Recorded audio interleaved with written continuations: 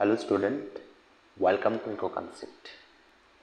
आज का जो टॉपिक है वो एग्ज़ाम पॉइंट ऑफ व्यू से तो इम्पोर्टेंट होगा ही, और अदर्स जो व्यूअर है उसके लिए भी ये बहुत informative as well as interesting होने वाला है।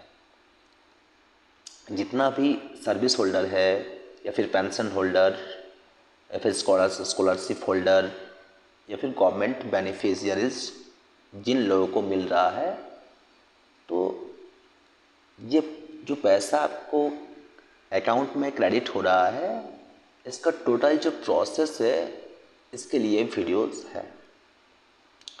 ये जो टोटल प्रोसेस है तो ये कैसे टोटली कंडक्ट हो रहा है, कैसे ये जो आपका पैसा है वो अकाउंट तो कैसे पहुंचता है, how exactly does this system work. Is it just the bank, or is there a powerful system working silently in the background? Do you know DDO, PAO, PFMS software, e-Kuber, ये सब मिलके आपका सैलरी आपके account तक भेजता है। ये जो टोटल स्टेप मैंने बताया, DDO, PAO, PFMS, ये सब मिलके काम करता है। हम स्टेप बाय स्टेप इस एंटायर डिफ़िकल्ट सिस्टम को डिकोड करने की कोशिश करेंगे। तो without wasting time, let's try to decode entire system step by step. देखिए, DDO सेक्शन आपके ऑफिस में ही होता है। अगर आप एम्प्लॉई गवर्नमेंट, सेंट्रल गवर्नमेंट का एम्प्लॉई हो, किसी भी सेंट्रल गवर्नमेंट का एम्प्लॉई हो, चाहे आप डिफेंस में हो या फिर किसी भी सेक्टर में अगर आप हो, तो आपके ऑफिस के नियरेस्ट में ही ये DDO सेक्शन रहता है। इसका काम क्या होता है, आपका जो बिल है उसको, आपका जो सैलरी बिल होगा उसको जनरेट करते हैं। ठीक है, मान लीजिए अगर आप एम्प्लॉय सेंट्रल गवर्नमेंट का एक डिफेंस सेक्टर में काम करते हो, तो आपके नियरेस्ट में जो DDO सेक्शन होगा वो आपका DA, HRA सब कुछ कैलकुलेशंस करेगा। सबका तो एक नहीं होगा ना, डिफरेंट एम्प्लॉयज़ का डिफरेंट बनेगा बिल, क्योंकि GPF सबका तो सेम नहीं होगा ना, या फिर जो PPF होता है वो तो अलग है। तो GPF वगैरह, HRA तो सबको नहीं मिलेगा।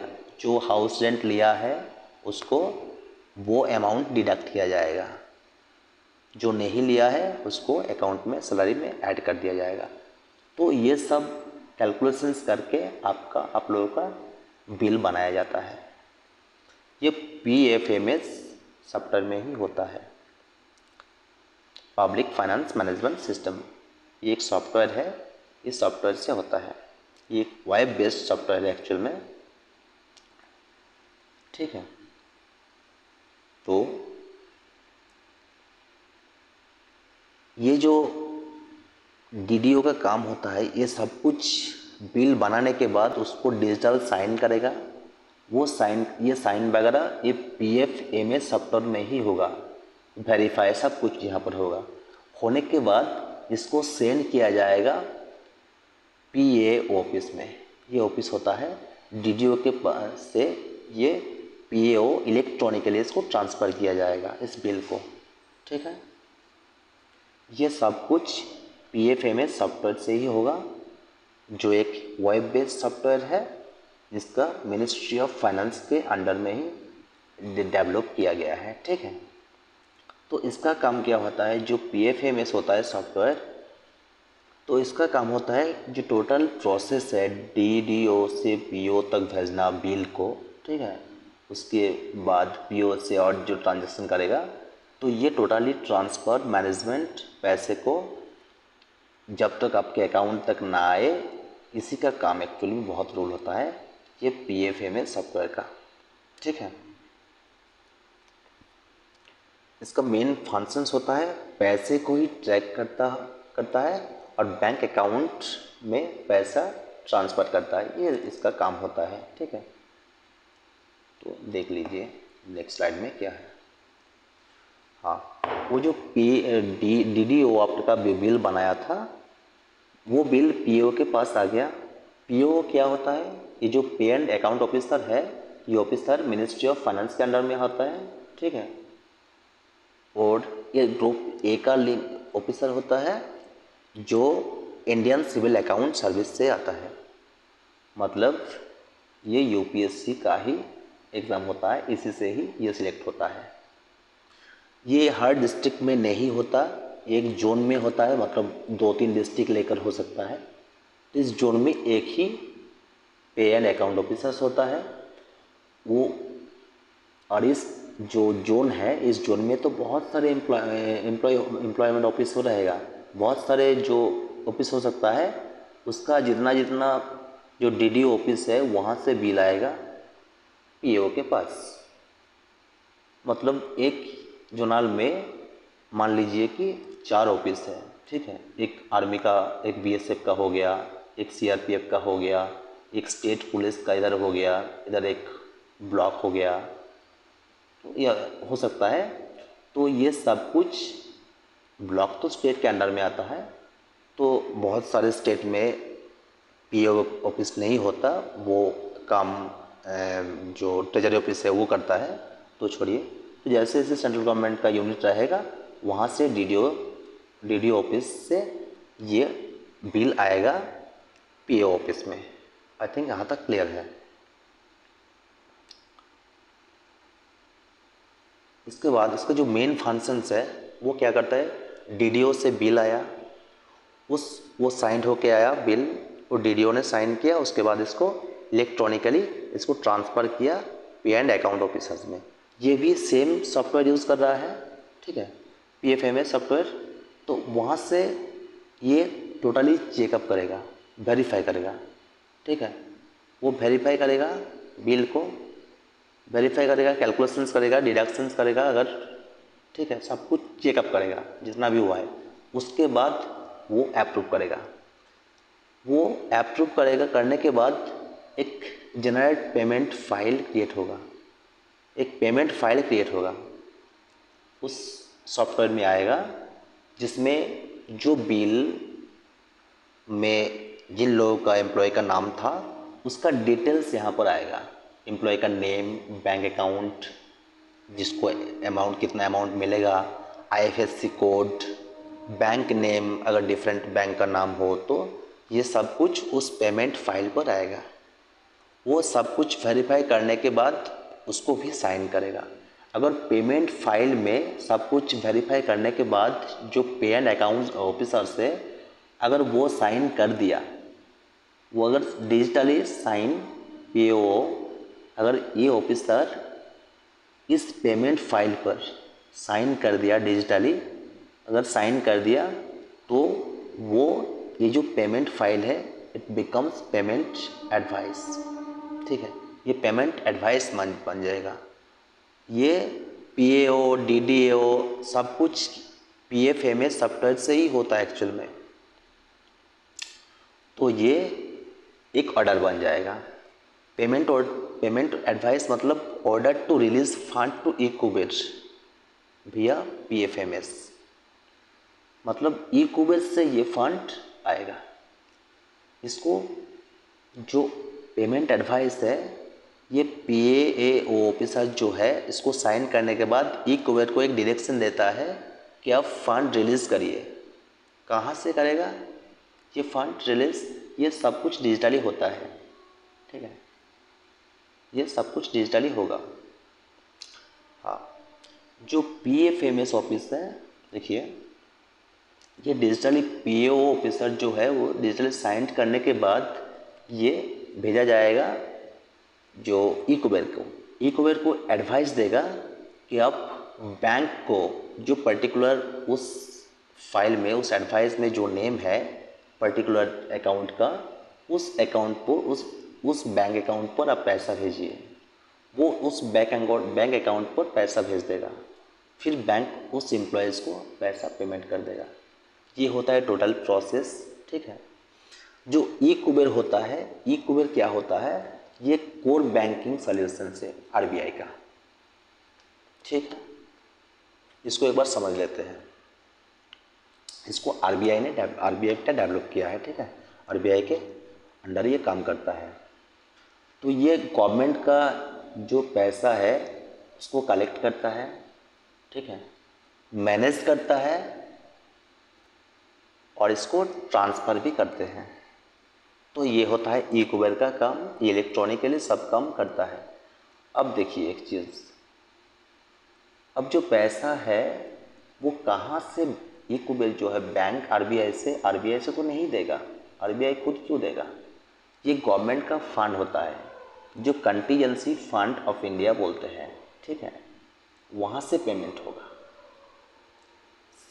कंटीजेंसी फंड ऑफ इंडिया ये एक सेंट्रल गवर्नमेंट का फंड होता है, स्टेट के लिए अलग है, ठीक है। स्टेट का सिमिलरिटीज़ ये है बट थोड़ा सा डिफरेंस है।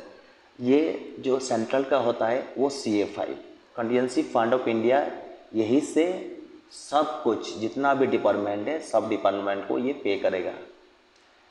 लेकिन एक चीज़ देखिए, ये जो कंटीजेंसी CFI है, कंटीजेंसी फंड ऑफ इंडिया है, ये है, ठीक है, लेकिन जो बजट में जितना भी सेक्टर है, जितना भी डिफेंस सेक्टर हो गया, रेल सेक्टर हो गया, बहुत सारे जो सेक्टर है, बहुत सारे मिनिस्ट्री है, उसको डिफरेंट बजट पैसा दे देता है, फिर भी CFI से ही होता है।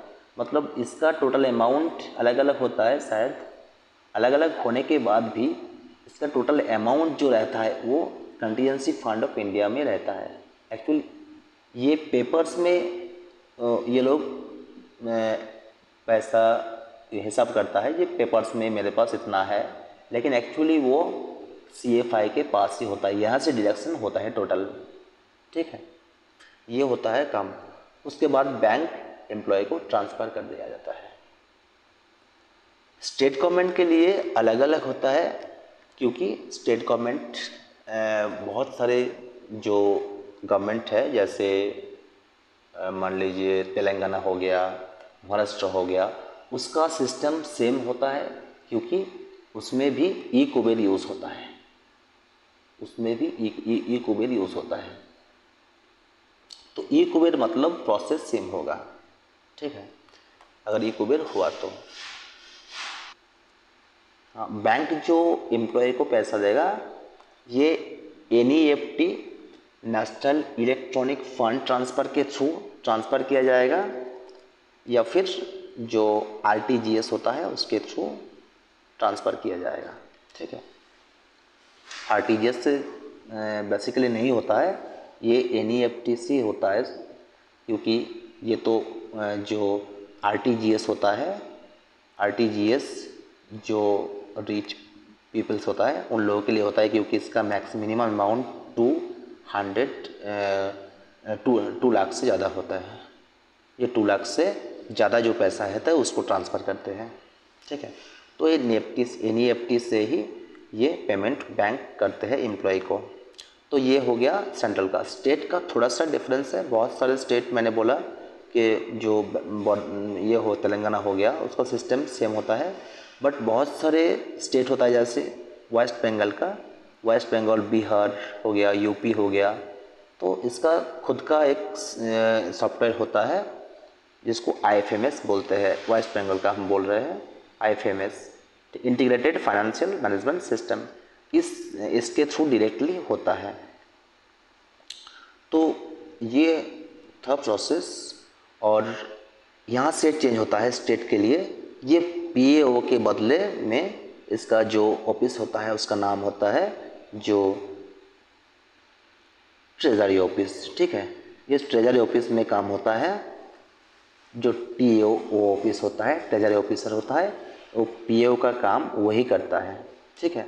उसके बाद प्रोसेस सेम है स्टेट के लिए, बहुत सारे स्टेट में सेंट्रल का जैसा होता है, बट यहाँ पर सेम होता है। जो PFMS होता है उसके बदले IFMS होता है। IFMS यहाँ पर भी DDO सेम हो रहता है, यहाँ पर PO होता है जो ट्रेजरी ऑफिसर होता है, उसके बाद प्रोसेस सेम चलता है, PFMS या IFMS होता है, और डिफरेंट स्टेट में डिफरेंट नाम रह सकता है। तो उसका ये कुबेर नहीं रहता है सिस्टम, वेस्ट बंगाल का नहीं है, बाकी सब को पता नहीं, इसमें ई-कुबेर डायरेक्ट सिस्टम नहीं है, ये डायरेक्टली बैंक को ट्रांसफ़र करते हैं। तो ये जो बैंक है, बैंक तो खुद पैसा नहीं देगा, तो बैंक कहाँ से पैसा लाता है? ये एसबीआई और जो बैंक होता है या फिर अदर्स पीएनबी बैंक, तो ये तो they also need to debit state consolidated fund. इन लोगों का तो जो स्टेट का कंसोलिडेटेड फंड होता है, यहाँ से तो पैसा निकलेगा स्टेट का। ये स्टेट का होता है, ये सेंट्रल का होता है। सेंट्रल के लिए सीएफआई और इसका स्टेट का सेंट्रल स्टेट का जो कंसोलिडेटेड फंड होता है, वहाँ से बैंक को परमिशन दिया जाता है। ठीक है, तो ये कंसोलिडेटेड फंड से ही पैसा निकलता है। तो ये आरबीआई को रिक्वेस्ट करता है, बैंक पेमेंट के लिए आरबीआई को एक रिक्वेस्ट भेजता है, ठीक है, कि इतना पैसा इस पर्पस के लिए मुझे ट्रांसफ़र कीजिए। तो आरबीआई ने इसको ट्रांसफ़र कर देता है। यहाँ से जो स्टेट कंटीजेंसी फंड होता है, वहाँ से विथड्रॉ करके डायरेक्ट बैंक में ट्रांसफ़र किया जाता है आरबीआई के थ्रू। उसके बाद bank national electronic fund transfer से एनईएफटी के जरिए इसको एम्प्लॉय के बैंक अकाउंट में ट्रांसफ़र किया जाता है। ये था टोटल प्रोसेस। तो ई-कुबेर प्रोसेस में नहीं होता है, ये डायरेक्ट आरबीआई को परमिशन देता है, आरबीआई को या बैंक को परमिशन देता है। तो बैंक आरबीआई को रिक्वेस्ट भेजता है, मतलब उस बिल पर, तो आरबीआई फंड रिलीज़ करता है। जो स्टेट का कंटीजेंसी फंड है, वहाँ से विथड्रॉ करके बैंक को दिया जाता है उस बिल के अकॉर्डिंग। फिर बैंक उसको ट्रांसफ़र करते हैं एम्प्लॉय के अकाउंट पर। ये था टोटल प्रोसेस। क्योंकि आरबीआई का जो ई-कुबेर सिस्टम है, ये सब स्टेट को डायरेक्ट ऑपरेशनल एक्सेस नहीं देता है ई-कुबेर का, तो इसलिए उस स्टेट को अलग अलग जो उसका सॉफ्टवेयर है यूज़ करना पड़ता है। तो ये था सिस्टम। आई थिंक आप लोगों को थोड़ा सा समझ में